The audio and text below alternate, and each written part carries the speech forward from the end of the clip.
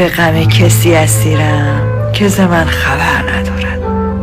عجب از محبت من که در او اثر ندارم. غلط از هر چه گویند دل به دل راه دارد.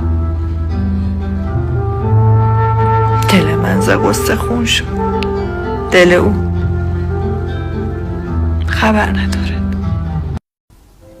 در قمار زندگی بدشانستر از ما نبود. ما جوانی را در اینجا دست اول باختیم.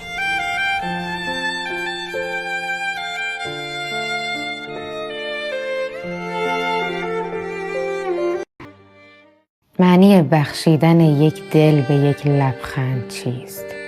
من پشیمانم، بگو تاوان آن سوگند چیست؟ گاه اگر از دوست پیغامی نیاید بهتر است.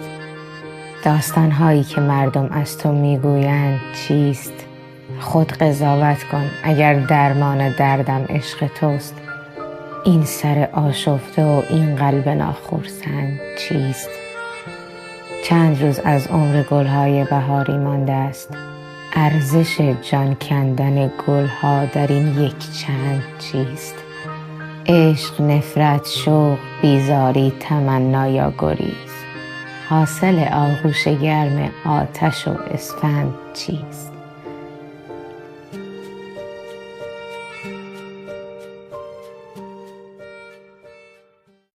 در خواب ناز بودم شبی، دیدم کسی در میزند. در را گشودم روی او، دیدم غم از در میزند. ای دوستان بی وفا، از غم بیاموزید وفا.